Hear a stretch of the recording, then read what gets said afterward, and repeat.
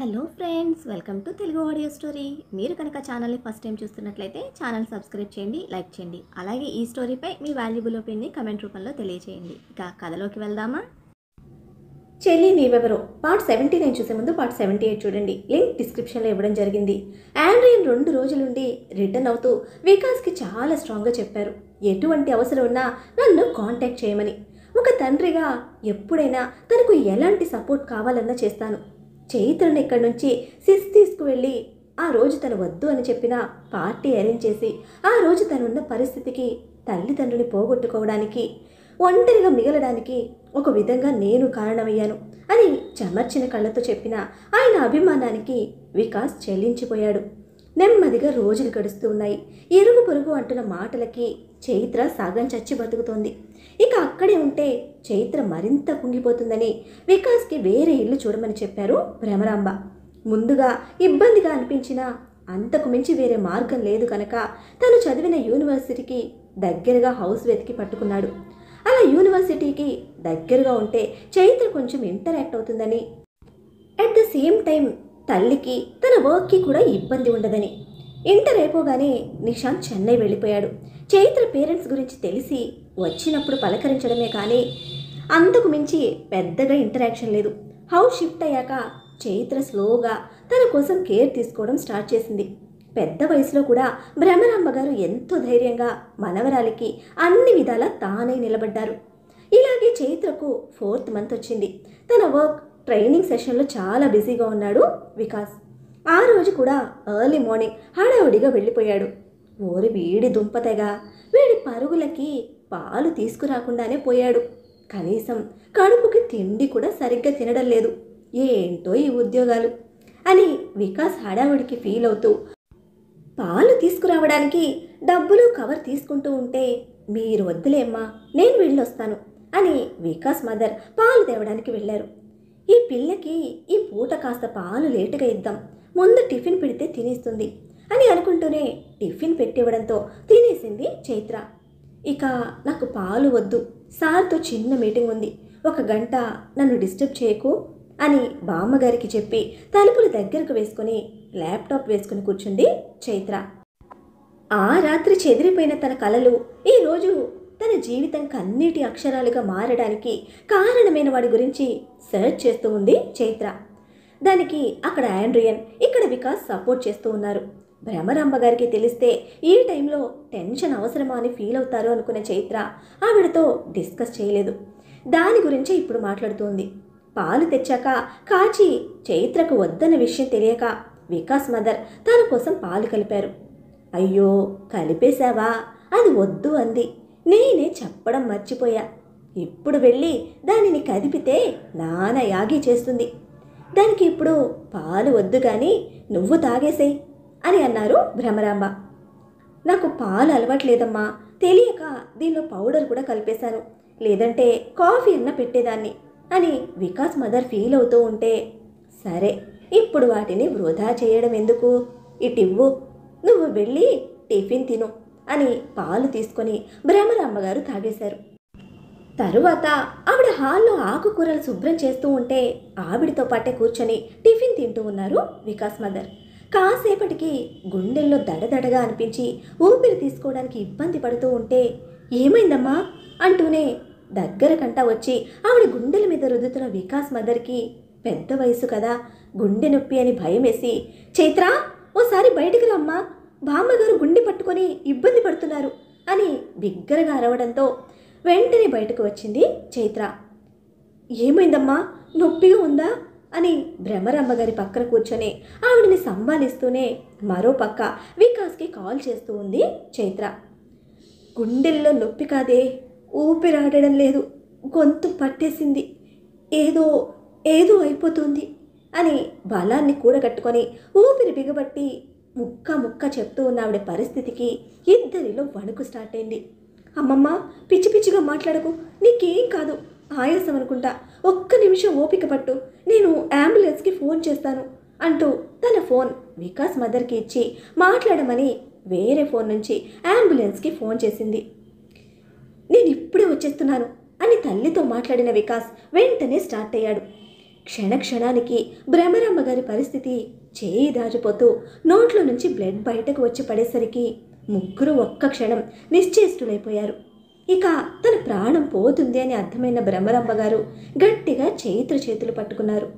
ఆవిడ కూడా లేకపోతే చైత్ర ఏమైపోతుందోనన్న భయం ఆవిడ్ని మరింత భయపెడుతూ ఉంటే గుండె వేగం మందగించింది. అమ్మమ్మ, ఏంటిది, ఏమైంది నీకు అని భయంతో అరుస్తూ ఏడుస్తూ ఉన్న చైత్రకు అతి కష్టంగా చెప్పారు. పాలు తాగాను, పాలల్లో ఏదో కలిసింది అని. అసలు బ్రీతింగ్ అందడం లేదు ఆవిడికి. గట్టిగా ఊపిరి తీసుకోవడానికి ట్రై చేస్తూ ఆ ప్రెషర్కి దగ్గుతూ బ్లడ్ కక్కుతూ పక్కకు పడిపోతున్న ఆవిడ్ని తన కాళ్ల మీదకి తీసుకుంది చైత్ర. తమ కింద భూమి కదిలిపోతున్న ఫీలింగ్ ముగ్గురికి. అమ్మమ్మ, అమ్మమ్మ అని అరుస్తూనే ఉంది చైత్ర. ఆవిడ చేతులతోనే స్వయంగా పాలు తీసుకువచ్చిన వికాస్ మదర్ గుండెల మీద కొట్టేసుకుంటున్నారు. నా చేతులతోనే నేనే మీకు విషం ఇచ్చాను అని. చైత్రకు కాళ్ళు చేతులు ఆడడం లేదు. ఆంటీ, ప్లీజ్ మీరు అలా అని నన్ను ఇంకా భయపెట్టొద్దు, ఏదో ఒకటి చేయండి, అమ్మమ్మని కాపాడండి అని వెర్రిగా అడుగుతూ పిచ్చిగా ఏడుస్తూ ఉంది. చైత్రమ్మ, నీకు తోడుగా ఉందామనుకున్నానే, ఆ భగవంతుడు గుండె ఇంత పాషాణమవుతుందని ఊహించలేకపోయాను. కాలమే అన్నీ నేర్పిస్తుంది, దేనికి భయపడకు అని చైత్ర కోసం విలవిలలాడిపోతున్న బాధతో కన్నీరు పెట్టుకుంటున్న భ్రమరమ్మ గారిది గుండె పగిలిపోతున్న ఆవేదన. నువ్వు చంపలేక ప్రాణం పోస్తున్న బిడ్డే నీ భవిష్యత్తు అని చివరి మాటలుగా చెప్తూ ఉంటే, పిచ్చి పిచ్చిగా మాట్లాడకు, నన్ను వదిలేసిపోయావంటే చంపేస్తాను నిన్ను, నాకు నువ్వు తప్ప ఎవ్వరూ లేరమ్మమ్మ, నువ్వు కావాలి నాకు, ప్లీజ్ అమ్మమ్మ నన్ను వదిలేసిపోకు అని దీనంగా ప్రాధేయపడుతున్న చైత్ర చేతుల్లోనే గిలగిల కొట్టుకుంటూ, బిడ్డ జాగ్రత్త అంటూ అంతెత్తున లేచి పడిపోయిన భ్రమరమ్మ గారి శరీరంలోని చివరి ఊపిరి గాలిలో కలిసిపోయింది. అమ్మమ్మ అంటూ దిక్కులు పిక్కటిల్లేలా చైత్ర పెట్టిన గావు కేక అప్పుడే ఇంటి ముందుకొచ్చి ఆగిన అంబులెన్స్ సైరన్లో మూగగా రోదిస్తోంది. భ్రమరమ్మ గారి ఒంటి నిండా రక్తం, ఇటు తల్లి చేతుల నిండా గుండెల నిండా రక్తం, అటు చైత్ర ముఖం మీద ఒంటి నిండా రక్తం. ప్రాణం పోతూ కూడా ఆ పెద్దావిడ ఎంతగా కష్టపడ్డారో, ఎంత నరకం అనుభవించారో తెలుపుతూ ఉంటే గుండెలు అవేసేలా ఏడుస్తున్న చైత్రను దగ్గరికి తీసుకున్నాడు వికాస్. ఏడవద్దు అని చెప్పడానికి కూడా నోరు రావడం లేదు అతనికి. ఎవడో కూడా తెలియని వాడి వల్ల కడుపున మరొక ప్రాణాన్ని మోస్తూ అందరినీ పోగొట్టుకున్న తన దౌర్భాగ్యానికి నిస్సహాయంగా కన్నీళ్లు పెట్టుకుంటున్నాడు. అనేవాళ్ళకి తన జీవితం పరిహాసం కావచ్చు, వినేవాళ్ళకి ఒక కథ కావచ్చు, కానీ పడుతున్న తనకి అది ఎంతటి నరకమో మాటల్లో చెప్పలేనిది. అంబులెన్స్ రావడంతో హాస్పిటల్కి తీసుకుని వచ్చారు. పాయిజన్ అని డౌట్ కావడంతో కేసు ఫైల్ చేశారు. పోస్ట్ మార్టం కూడా జరిగింది. బట్ రిపోర్ట్స్ అనుమానాస్పద మృతి కింద నోట్ చేశారు. ఆ రిపోర్ట్స్ తీసుకుని ఇన్స్పెక్టర్ దగ్గరికి వచ్చిన చైత్ర వికాస్లను నిర్లక్ష్యంగా చూశాడు ఇన్స్పెక్టర్. ఏంటి సార్ ఇది? మా అమ్మమ్మ నా చేతిలో రక్తం కక్కుకుంటూ చనిపోయింది, పాలల్లో ఏదో కలిసిందని మేము క్లియర్గా చెప్తున్నాము, అయినా రిపోర్ట్స్లో డౌట్ఫుల్ డెత్ అని మెన్షన్ చేశారు ఎందుకు అని అడిగిన చైత్ర మాట ఇన్స్పెక్టర్ చెవికి ఎక్కలేదు. ఏదో కలిసింది అని మీరే చెప్తున్నారు, అదేంటో తెలియకే అనుమానాస్పద మృతి అని పెట్టాను. నువ్వు చేసిన దానికి అవమానం తట్టుకోలేక మీ అమ్మ నాన్న సూసైడ్ చేసుకున్నారు. అలాగే మీ అమ్మమ్మ కూడా ఈ వయసులో ఎంతని భరిస్తుంది? ఏదో తాగి చనిపోయిందేమో, మేం వచ్చి చూడలేదు కదా అని ఇన్స్పెక్టర్ ఇష్టానికి కారు కూతలు కూస్తూ ఉంటే సహనం చచ్చిన వికాస్ గొడవకి దిగాడు. డ్యూటీలో ఉన్న పోలీస్ని కొట్టినందుకు గాను కేసు ఫైల్ చేసి లోపలికి తోసేశారు. అందరినీ పోగొట్టుకొని ఒక్కటిగా ఫైట్ చేస్తున్న చైత్రకు సపోర్ట్గా నిలబడలేని తన ఆవేశానికి బాధపడ్డాడు. చైత్ర ఎంత అడిగినా ఎఫ్ఐఆర్ రాశామని బెదిరింపులకి దిగిన ఇన్స్పెక్టర్ కాళ్ళు పట్టుకున్నారు వికాస్ మదర్. తెర వెనుక ఏం జరిగిందో తెలియదు. తెర ముందు మాత్రం ఆవిడ మీద జాలిపడి వికాస్ని వదిలేస్తున్నామని చెప్పి ఒళ్ళు దగ్గర పెట్టుకుని ఉండమని వికాస్కి వార్నింగ్ ఇచ్చాడు ఇన్స్పెక్టర్. 4 దిక్కులు చీకటి చుట్టేసి ఆగాధంలోకి కూరుకుపోయింది చైత్ర. తల్లిదండ్రులు చనిపోయినా ఆపలేకపోయింది. అమ్మమ్మ చంపబడినా ఎవరో ఎందుకో తెలుసుకోలేని అసమర్థురాలిగా మిగిలిపోయిన తనకి ఇక పూర్తిగా విరక్తి ఆవహించింది. ఇలా ఏడుస్తూ కూర్చోవడం కన్నా చావడం బెటర్ అంటున్న చైత్రతో, నేను ఆవేశపడి తప్పు చేశాను, నువ్వు ఇలా ఏడుస్తూ తప్పు చేస్తున్నావు, నిన్ను ఇంత ఏడిపించిన వాళ్ళు మాత్రం బయట హ్యాపీగా ఎంజాయ్ చేస్తున్నారు అని వికాస్ అరుస్తూ ఉంటే ఏది పట్టనట్టు శూన్యంలోకి చూస్తూ ఉంది చైత్ర. నన్ను నమ్మకుండా అమ్మ నాన్న వెళ్ళిపోతే నన్ను నమ్మి నాకు తోడుగా ఉండాలనుకున్న అమ్మమ్మని నాకు లేకుండా చేశారు అని విలపిస్తున్న చైత్రకు వికాస్ చెప్పేది ఏది అస్సలు వినపడడం లేదు. తన పరిస్థితికి కళ్ళల్లో నీళ్లు తిరుగుతూ ఉన్నా తనని అలాగే వదలలేని వికాస్ గట్టిగా చైత్రను పట్టి కుదిపేస్తూ, నేను చెప్పేది ముందు విను. ఆండ్రియన్ సార్ రిపోర్ట్స్ పంపారు. ఆ పాలల్లో కలిసింది నార్మల్ పాయిజన్ కాదు, some kind of chemical. Time గడిచే కొద్దీ అది ఏంటి అనేది రిపోర్ట్స్లో కూడా తెలియదు. కావాలని నిన్ను టార్గెట్ చేశారు అని చెప్పాడు వికాస్. అది వినడమే వెంటనే వికాస్ చేతిలోని ఫోన్ తీసుకొని దానిలో ఆండ్రియన్ పంపిన రిపోర్ట్ చూసింది చైత్ర. పెద్దగా వాటి గురించి తెలియకపోయినా ప్లాన్ చేసి చంపవలసిన అవసరం ఎవరికుంది అని ఆవేదనతో అల్లాడిపోయింది. అది తన మీద జరుగుంటే అన్న ఆలోచనే నిలువున వణికిస్తూ ఉంటే పొట్ట మీద చేయి వేసుకొని నేను సేఫ్గా ఉండాలి అని కన్నీళ్లతో అడిగింది. ఆండ్రియన్తో మాట్లాడి అప్పటికే డెసిషన్ తీసుకున్న వికాస్ చెప్పింది విని చైత్ర ఒప్పుకోలేదు. ప్లీజ్ చైత్ర, ఇంతకన్నా వేరే మార్గం లేదు. నీకు అక్కడ అన్ని విధాలుగా అవకాశం ఉంది, సేఫ్టీ కూడా ఉంటుంది. నీ మీద జరిగిన అటాక్కి ఇప్పుడు అమ్మమ్మ బలైంది. నెక్స్ట్ నేను, ఆ నెక్స్ట్ అమ్మ, నెక్స్ట్ ఇంకెవరైనా కావచ్చు. బట్ ఫైనల్గా నువ్వే వాళ్ళ టార్గెట్. వాళ్ళు ఎవరో తెలుసుకొని వాళ్ళంతా చూసే వరకు నువ్వు సేఫ్గా ఉండడం ఇంపార్టెంట్ అని అనడంతో ఇక ఏ దారి లేక సరే అంది. బట్ ఎందుకు గాను ఎవరి మీద డిపెండ్ అవ్వడం, ఎవరిని ఇబ్బంది పెట్టడం ఇష్టపడిన చైత్ర ఉన్న ఇల్లు పొలము అన్నీ అమ్మేసి ఆ డబ్బు అకౌంట్లో వేసింది. అరిచేతుల్లో ప్రాణాలు పెట్టుకొని కడుపులో బిడ్డను కాపాడుకోవడానికి ఇండియా వదిలి స్విట్జర్లాండ్ వెళ్ళిపోయింది. అక్కడే డెలివరీ అయింది. ఆ టైంలో వికాస్ వాళ్ళ మదర్ను తీసుకుని వెళ్ళడంతో చైత్రకు ఆవిడ చాలా సపోర్టుగా ఉంది. అయితే దేవుడు ఇక్కడ కూడా తనని చిన్న చూపే చూశాడు. ప్రెగ్నెంట్గా ఉన్నప్పుడు చైత్ర తీసుకున్న ప్రెషర్ లక్కీ గ్రోత్ మీద ప్రభావం చూపించింది. వాడి హార్ట్ ఫార్మేషన్ చాలా వీక్గా ఉంది.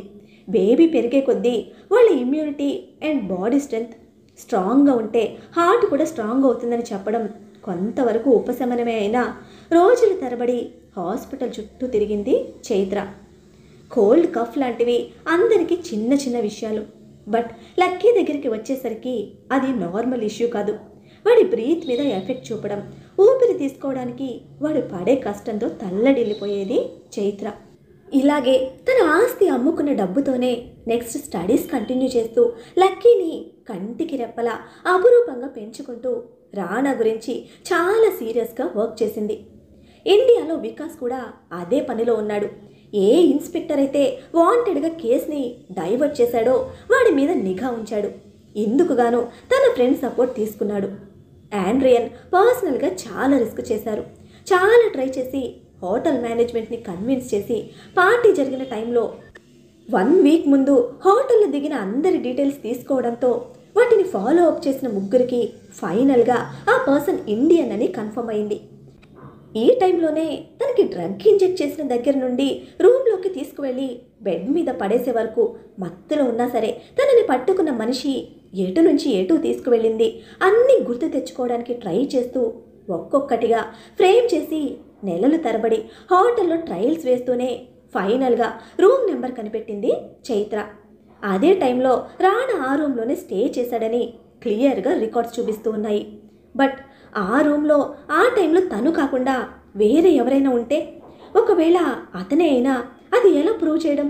ఇలా 1,00,000 ప్రశ్నలతో పిచ్చెక్కుతున్నట్టు ఉన్న ఇద్దరి ఆలోచనలకు బ్రేక్ వేస్తూ స్ట్రాంగ్ కాఫీ చెప్పాడు Adrian. Don't know sir, but నేను అతన్ని చూడాలి. కనీసం నాకు ఫేస్ కూడా తెలియదు. అది వాడే అయితే మాత్రం ఎట్టి పరిస్థితుల్లోనూ వదలను అని కచ్చిగా పిడికిలి బిగించింది చైత్ర. ఇక్కడి వరకు రావడానికి సంవత్సరాలు పట్టింది. ఇంతకు మించి ఇక్కడ మనకి ఎటువంటి ఛాన్స్ లేదు. ఎలా కన్ఫర్మ్ చేసుకోవడం అని మళ్ళీ ప్రశ్నించాడు.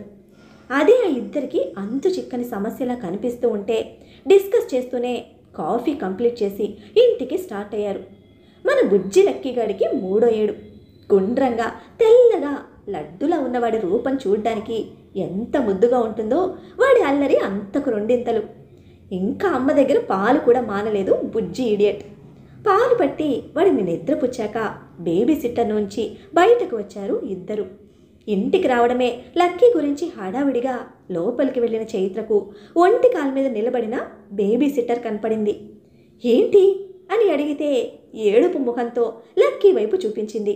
ఆల్మండ్ మిల్క్లో స్ట్రాబెర్రీస్ వేసి ఫోర్క్తో కూని చేస్తూ ఉన్నాడు వాడు.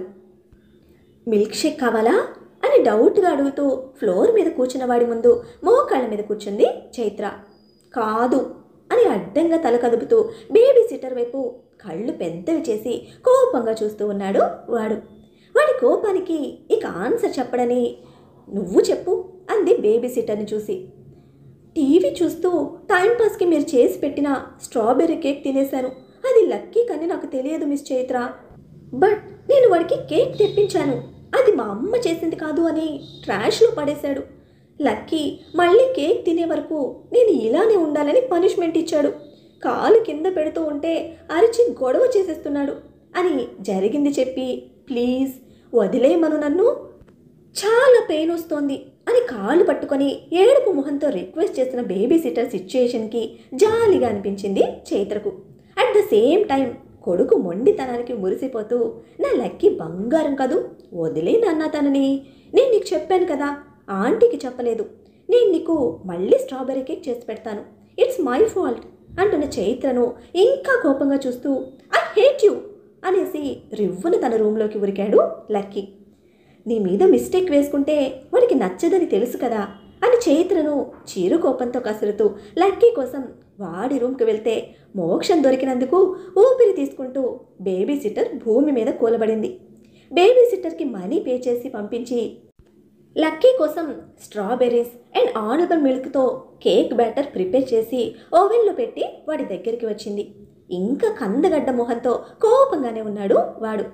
మిస్టేక్ ఎవరు చేసిన మిస్టేకే, యాక్సెప్ట్ చేయాలి నానా, నేను ఆంటీకి చెప్పుంటే తను అలా చేయదు కదా, చెప్పకపోవడం నా మిస్టేక్, నీకు కోపం రావడంలో మిస్టేక్ లేదు అని అనడంతో నో టాకింగ్ అంటూ ఆండ్రియన్కి చేతులిచ్చాడు ఎత్తుకోమని.